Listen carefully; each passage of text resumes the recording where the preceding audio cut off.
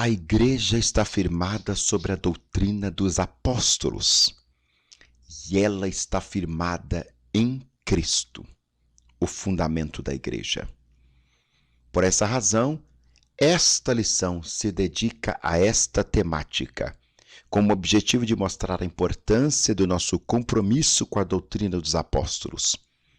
Estudaremos a respeito da praticidade dos ensinos apostólicos, mostrando que tal ensino produz o verdadeiro amor e conduz o crente a uma vida de serviço a Deus e ao próximo.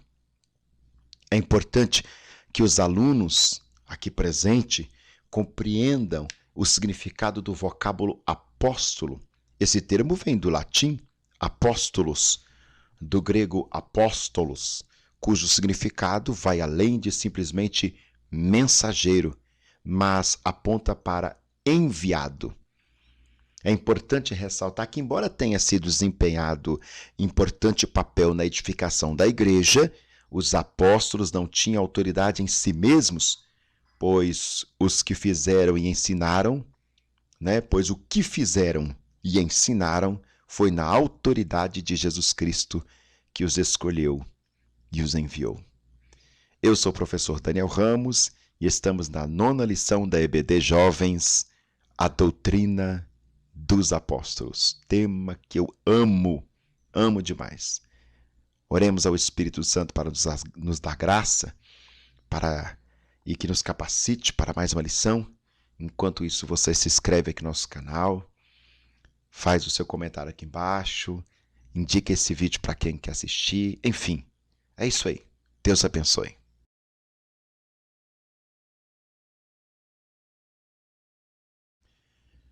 A 9ª lição, a doutrina dos apóstolos da EBD Jovem, primeiro trimestre de 2024, essa 9ª lição vai no dia 3 de março, primeiro domingo de março. Ela traz uma afirmativa no primeiro tópico. O ensino dos apóstolos era prático. Isso mesmo. O vocábulo apóstolo vem do latim apóstolos e do grego apóstolos, cujo significado vai além de mensageiro.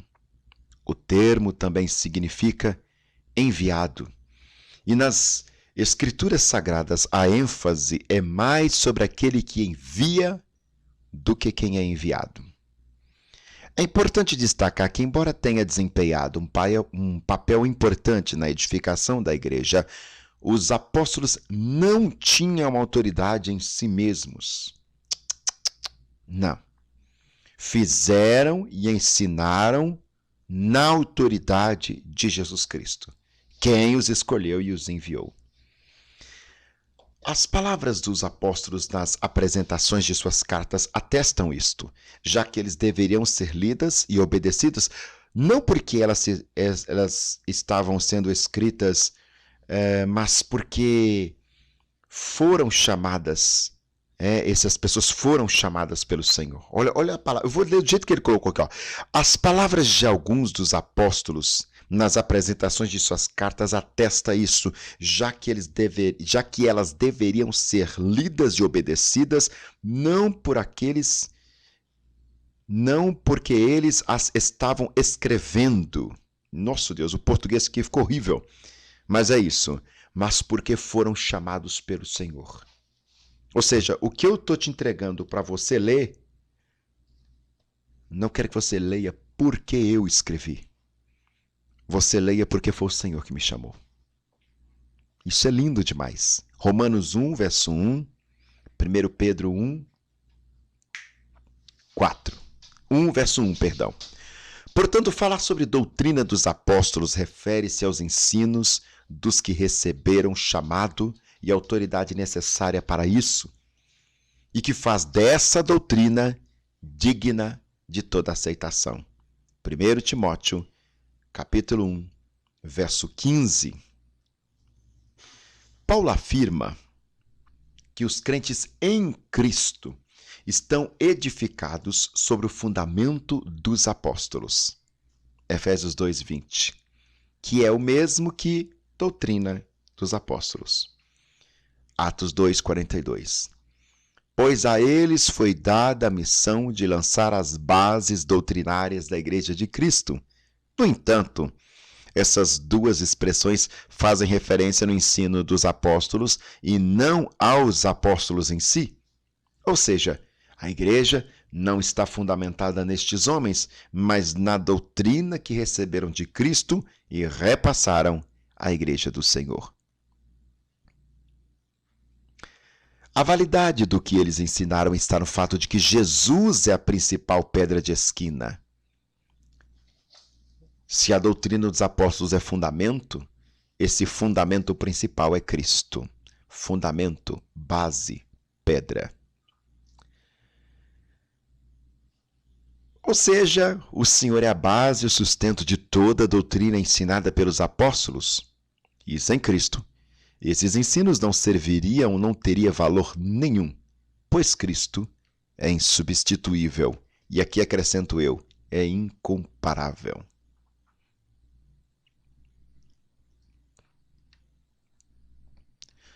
A praticidade da doutrina dos apóstolos é a conclusão do nosso autor aqui para este primeiro tópico. Atentai-vos. Um aspecto importante da doutrina dos apóstolos é seu aspecto prático. Embora do ponto de vista teórico fossem bem fundamentados, esses ensinamentos evocam a necessidade de práticas que refletem a genuína fé. Tiago 1, verso 21 e 22. No Evangelho segundo João, somos exortados à produção de frutos que evidenciam o verdadeiro arrependimento. João 15, verso 16. O livro de Atos registra a conversão de milhares de pessoas e o fato de que elas perseveram, meu Deus do céu, essa palavra desde a outra lição então trava a língua, né? Perseveram de preservar na santa doutrina dos apóstolos. Como demonstração de uma verdadeira convenção, compreensão e obediência aos princípios ensinados pelos apóstolos, quem ama a Cristo e ao próximo, guarda e pratica a doutrina de Deus. Traduzindo, se eu não amo a Cristo e nem o próximo, eu não guardo a doutrina de Deus. Não amar é não guardar. O que eu falo depois de uma coisa dessa, gente? Misericórdia. Segundo tópico da nossa lição 9, a doutrina dos apóstolos, diz mais uma afirmação. A doutrina suscita amor. O amor é uma virtude que evidencia a prática da doutrina. João 15, verso 10. E até os ensinos de Pedro foram moldados pelo seu relacionamento com Cristo. E o que ensinou sobre o amor foi influenciado pelas marcas do seu último diálogo com o Mestre. João 21, versos 15 ao 17. Em sua primeira carta, Pedro adverte os crentes a amarem uns aos outros ardentemente. 1 Pedro 4 ao 8. Esse versículo é a chave para a compreensão do seu ensino sobre o amor. Pedro aponta para a transformação e mudança que Cristo operou nos crentes pelo amor demonstrado na cruz. Ele diz que o amor é a maior das virtudes e a que valida todas as demais. O amor também é um tema central nos ensinos de João. Por isso que ele tem sido chamado de o apóstolo do amor. Parte do conteúdo do capítulo 4 da sua primeira epístola identifica quão essencial é o amor para João.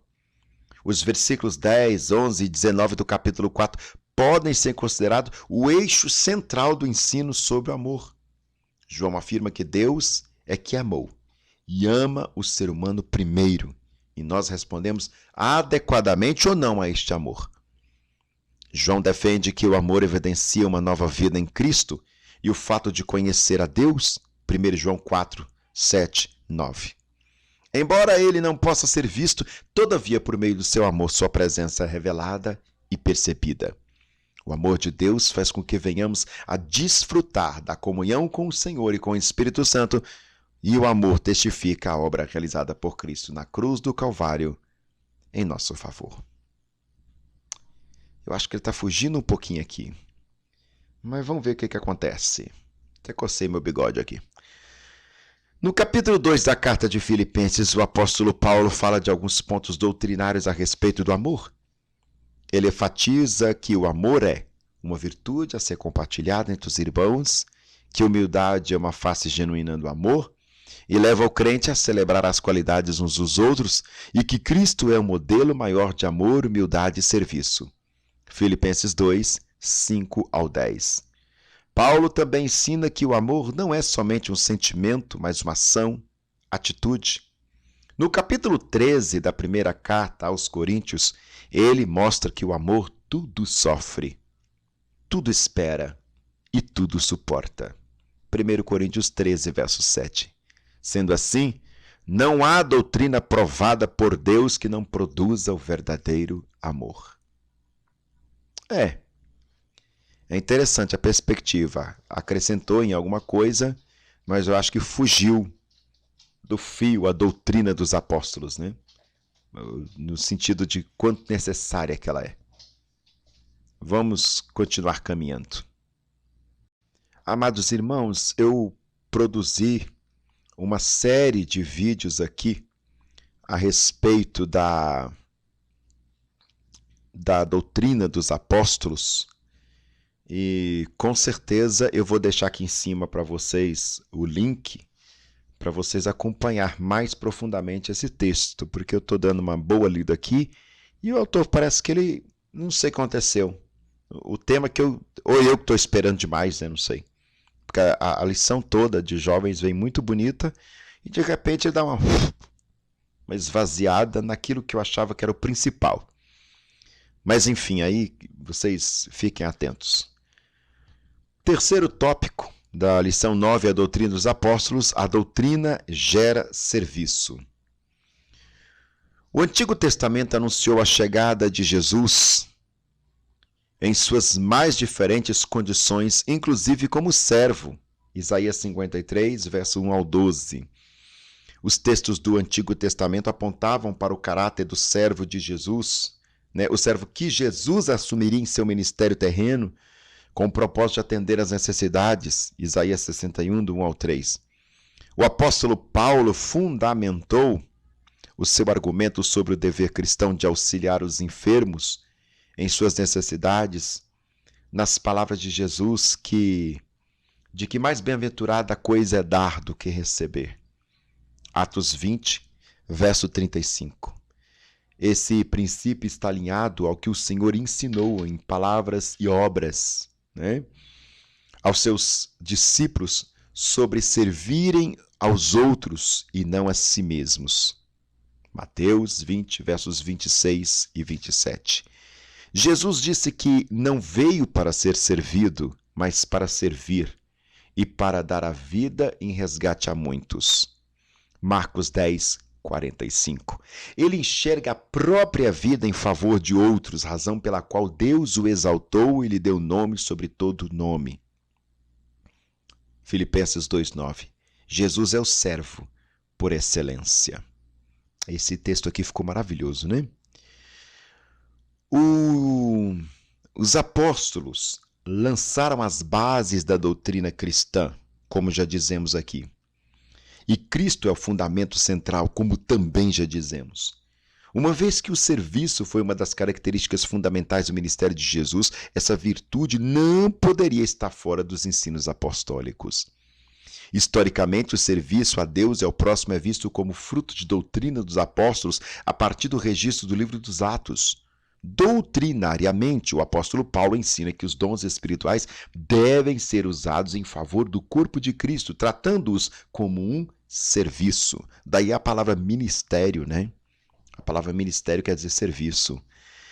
No mesmo contexto, ele implica ou indica que o cristão é chamado a sofrer a semelhança de Cristo, ou seja, trabalhar em favor da igreja, do reino de Deus. A gente tem que estar atento aqui, porque trabalho não pode vir primeiro antes de relacionamento, né, gente? Relacionamento primeiro, depois trabalho. Trabalho é fruto de um relacionamento. Trabalho sem relacionamento é religião.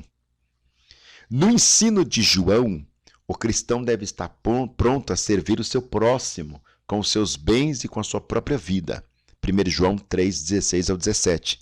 Paulo ensinou também que o crente deve considerar o outro superior a si mesmo e reafirma em sua alegria a sua alegria de se entregar no serviço em favor aos outros. Filipenses 2, verso 3 e verso 17. A verdadeira doutrina faz com que os crentes desejem servir a Deus e o próximo. Verdade. A verdadeira doutrina faz isso. Mas a gente tem que entender que este serviço é fruto de relacionamento. Não pode ter serviço sem relacionamento, que é o grande problema da igreja de Éfeso.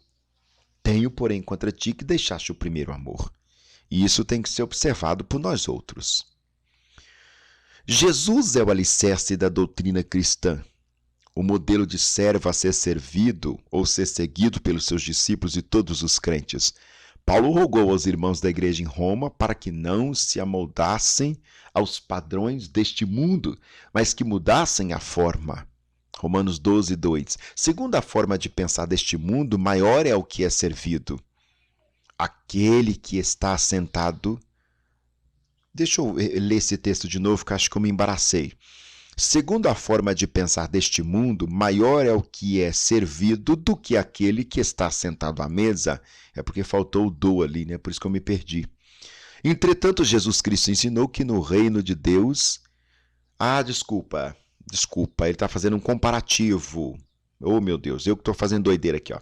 Segundo a forma de pensar deste mundo, maior é o que é servido. Aquele que está sentado à mesa. Isso mesmo. Desculpa. Vamos arrumar aqui, ó. Segundo a forma de pensar deste mundo, maior é o que é servido. Aquele que está sentado à mesa. Mas, ou seja, entretanto, Jesus ensinou que no reino de Deus maior é o que serve. Lucas 22, versos 26 e 27. Portanto, uma vida cristã bíblica e madura é marcada pelo serviço a Deus e ao próximo. Uma lição belíssima. Eu estou com a sensação estranha de ter faltado alguma coisa, sabe? Mas eu vou deixar os links aqui em cima para vocês, que eu falo bastante sobre esses negócios, né? A doutrina apostólica, porque é a minha visão hermenêutica de interpretação de toda a Sagrada Escritura. Eu já dei aulas sobre isso.